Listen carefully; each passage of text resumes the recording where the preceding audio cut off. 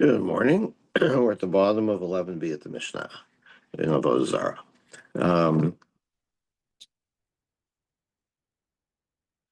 Here sheyesh b'avodas kochavim. If a city has avodas kochavim in it, idolatry in it, chutzala mutar, you can do business outside the city. But chutzala avodas kochavim. But if there was idolatry taking place outside the city, tocha mutar, then you can do business in the city. Of course, you can't do business in the place where there's idolatry because people will suspect you of um, doing business in the service of idolatry. What about going to the city? So there is a Avodah Zarah holiday going on in the city. If it's like just a road that it exclusively goes to that city, it doesn't branch off or it doesn't go through it, then you can't go there. Because of being on the road, obviously, why are you on the road? To go to the city, and people suspect you of doing business there. Um, but if the road is also leads to another place, like further on there's a fork, or the road goes through the city and beyond it, then people can assume that you're going somewhere else and not necessarily to this idol worship festival. What does it mean outside the city? Like the market of Aza, which was right out, apparently, which was right out, that was an example of a market that's close enough to the city to be called, it's like outside the city. Vika Diamar, some say, Rishon ben Lakish Rabbi Chanina, Rishon ben Lakish asked Rabbi Chanina at Tloza Shal Azamah, what is the rule about this market of Aza? Amalei, Lo halachto l'tzor miyamecha, ha'avarisi Yisrael v'ovet tochavim, shafsu shtei kteros al gabi kirachas. Haven't you seen a similar case? And we'll see in a minute how this is similar, what the comparison is. But haven't you ever been to Tyre, where it's common to see a Jew and a non-Jew, a Jew and an idolater, using the same stove, and one's using one burner and the other's using the other burner, and the rabbis didn't have a problem with that. So what does it mean? What are we deriving from that? What did they not worry about? Amar Abaye, Mishum Basar Nevela. They weren't worried about non-kosher food. In other words, you're cooking regular kosher food, and the other guy next to you is cooking non-kosher food. We don't have a problem with that. Lo amrinam, we don't, because we don't say, Dilma mahadar ape Yisrael lachore. Maybe you're gonna be distracted for a minute. You're gonna look aside, and while you're not looking, v'shadi ovi kachavim nevelo b'ktera, and the ovi kachavim is going to shovel some of his non-kosher food into your pot to mess you up. The kavasa hachanami. So what's the comparison then to our case of the going to the market in Gaza? Mishum demei avodas kochavim. Similarly, they're not. You can do business in the market of Gaza because we're not worried about um, getting, because you're set up next to a Avodah Kochavim stall, you might be getting Avodah Kochavim money. Um, okay, so that's a little. 1 second.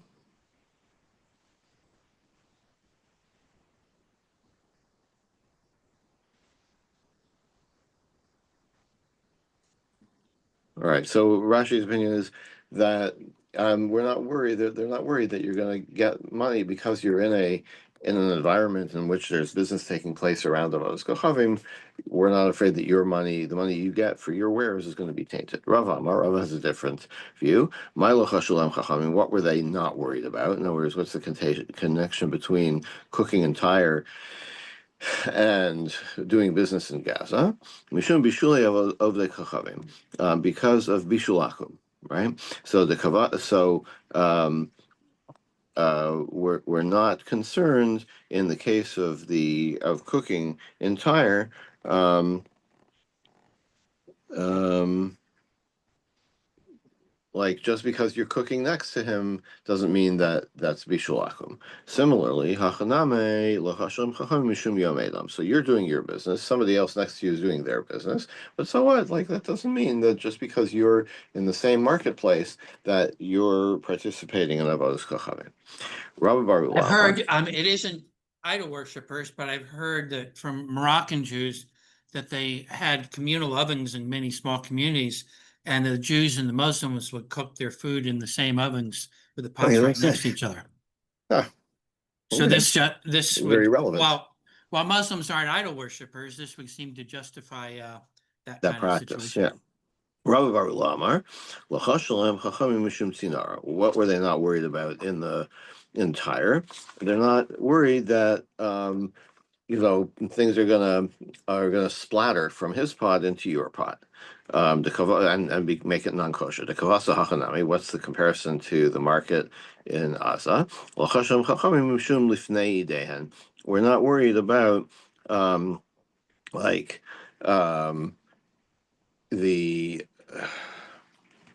the effect. We're not worried about the rule about not doing business with them on the days before their um, their festival.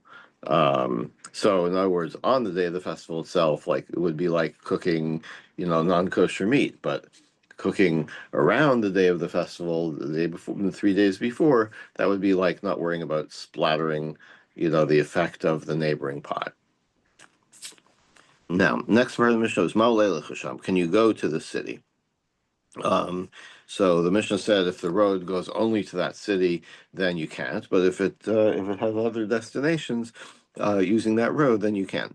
Tana Rabbanan, Ir sheyesh b'avodas kachavim, city in which there's a holiday of avodas kachavim. Asur likanis l'sacha, you can't go into the city. V'lo mitoch l'ir acheres, so you can't go leave it to go to another city. Divrei Rav Meir.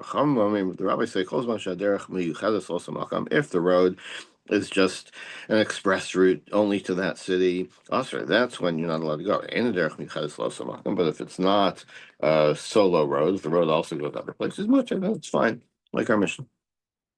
But the Brisa continues, Yashav lo kotz b'fnei avodos kachavim. What if you are passing by in front of an idol and you step on a thorn? And you want to take it out. Lo yishchavit lana. Don't bend down in front of the idol and remove it. Because it looks like you're bowing down to the idol. But if it doesn't appear that way, we'll see what that means in a few minutes. Mutar, then you're allowed. What if you drop your coins? Your coins fell out of your pocket or out of your wallet in front of an idol. Don't bend down and pick them up because it looks like you're bending down to the idol. But if it doesn't appear so much, then you can. And we'll discuss also like why are we bringing all these similar cases? What does each one add? Mayon hamoshich lifnei avodas kachavim. What if you have a brook running before a idol and you want to drink from it? Don't bend down and drink from it. Because it looks like you're bowing down. But if it doesn't appear that way, you're allowed. And finally, partsufos hamichalchin l'mayim lichrachin. What about like a water fountain that is sculpted to look like a face? So you've probably seen these things or pictures of them, particularly in Europe, where you have these stylized fountains, and some of them are in human form or in the form of a face. So lo yanich piv al piyam v'yishteh. Don't put your mouth on the fountain to drink because it looks like you are kissing this statue, right? Because it looks like you're kissing the idol. Now here it's not clear that the thing is an idol. It's not necessarily avodas kochavim, but it looks like if you kiss the image of a like a human like image, then it appears to be like you're kissing an idol. Steinsaltz actually has a photograph of such a fountain that's a representation of Mercury that was uncovered at Pompeii. Oh, okay. So in that case, Mercury was a god then, right, or a demigod? Yeah, Mercury was a god for the Romans. Kayotze, similarly. Lo yaniach piv al silan v'yishteh. Don't put your mouth on the water pipe. Mipnei sakana. This is not anything to do with avodas kachavim, but there could be danger involved. You might swallow As we'll see, swallow, the Gemara is particularly concerned about a leech. Okay, and a leech which sucks your blood and it can be used medicinally on the outside of your body probably doesn't, not so pleasant effects on the inside of your body. Maya Nanir. Now, what does it mean that if it doesn't appear that you're doing the Avodah Zarah, then you're allowed? If you say it means that nobody's looking, then if something is forbidden because it appears to be wrong, then then you can't do it in any case, even if it's private. So something, if it, so it can't mean that lo nira, that it doesn't appear to anyone that you're doing this. Doesn't mean that just that nobody's around, because you still wouldn't be allowed to do it. Elema, what does it mean? What does that mean? But if it looks like, if it doesn't look like you're bowing down, so like, you know, I don't know the particulars of bowing down, but I imagine on your knees or fully prostrated or something. But if you are, if you do it in such a way that doesn't look like idol worship, then it's fine. Usricha. And why do we need all these four cases? So, like maybe you would turn your back to the idol or something. Usricha. Why do we need all these four cases? The case of the thorn in your foot, the dropped money, the spring that you're drinking from, or the fountain. The Tanakos, if we only had the teaching about the thorn in your foot, mishum def shalom ezel kamei mishlei, because okay, like you could, so like don't so hobble away for a few meters, and you're not in front of the idol anymore, and then take the thorn out of your foot.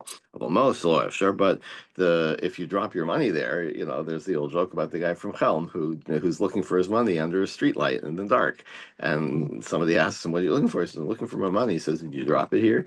He says, "No, I dropped it over there, but here it's light."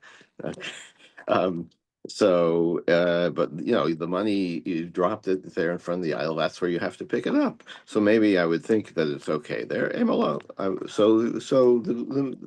would think no. So the Brisa tells you no, you still can't pick up the money. Vitanamos, and if we had the case of the money, Dimamona, because you're going to be losing money. Avol coats Zarah, but thorn in your foot, like it hurts, right? It's like it's physical pain. Maybe we'll be more lenient. No, amalo. So no, the thorn also no good. Also can't bend down in front of the idol. Vitana honey tarte. Now, okay, so we established you have to have both the coats, the thorn, and the money. Mishum deleka sakana, but both of those things, that you're not in any physical danger. Like it might be painful, but you're not gonna die.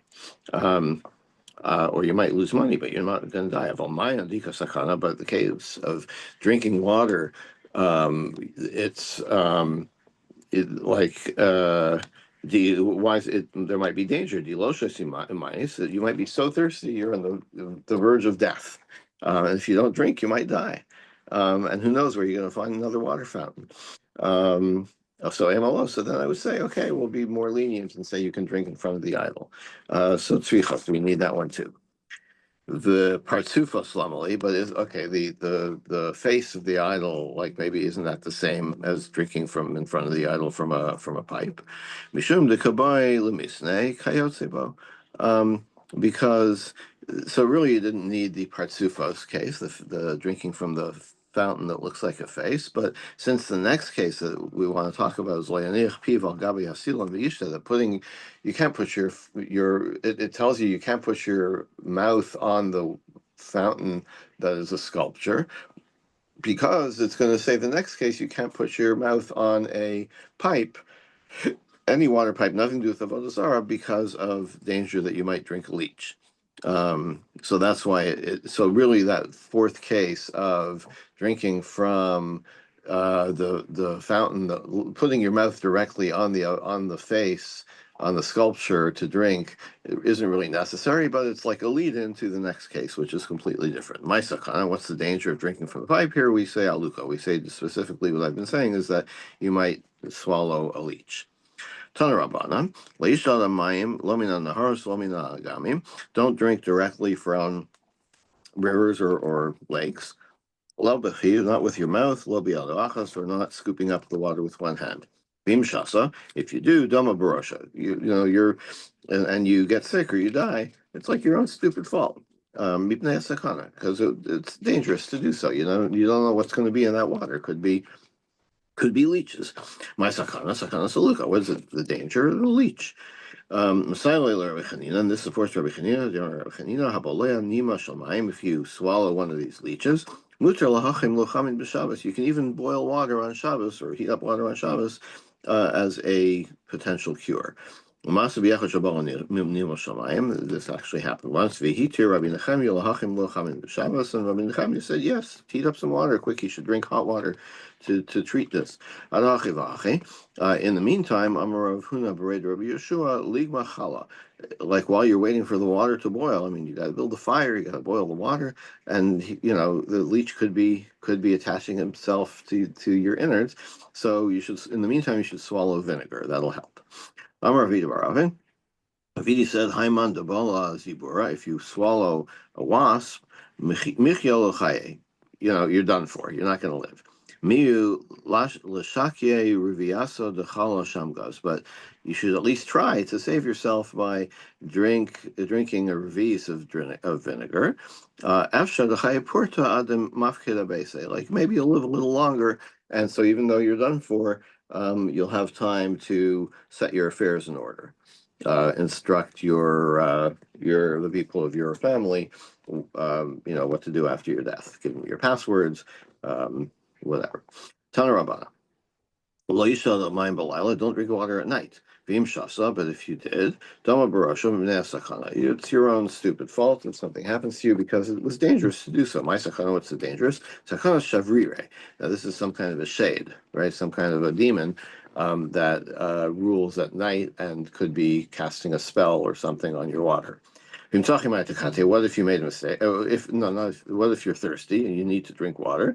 If there's somebody else there, wake him up and say to him, I'm thirsty.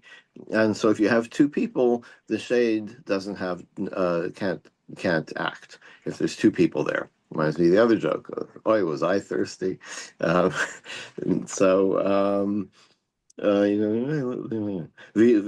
what if there's nobody there? No one else is around. You should rattle the lid of the pitcher. Venima would make a noise. Venima and say to yourself, Planya bar Planyisa. Your name, basically. You name yourself. Armalai Imach, your mother always told you. Izdahir Mishavrire, Verire, Rire, Ure, Ray. Beware of Shavrire and then and do a bingo on his name to reduce him to nothing. B'chasi Chivare, and beware of this Shavrire in white cups. So that is some kind of spell that will protect you from the shadium. They won't have dominion over the water, and then you can safely drink. And I guess we'll stop here at the Mishnah and pick it up tomorrow. I'm surprised that they didn't reference the event of Gideon's army, where only the ones who drank the water with their hands were included in the army. Right. Very good. I didn't think of that, but yeah, of course you're right. Okay. All right. Well, now we know about, doesn't help if you drink with two hands and inspect the water, you could get Giardia or other bacterial issues with drinking water from a stream. I've done a lot of hiking. I've never gotten Giardia because they filter all the water or boil it. There's an interesting story. Why is it that Chinese laborers were able to get the Transcontinental Railroad built over the Sierras, whereas the European workers were not? Yeah. It's because the European workers drank the water and got sick, and the Chinese laborers never drank the water. They boiled it for tea. Oh, okay. So they weren't so smart. It was just cultural. It was Uh-huh. It's a neat epidemiology lesson about unsafe water. Okay. Interesting. All right, Okay, Yasher thank you, everybody. Koach. See you tomorrow.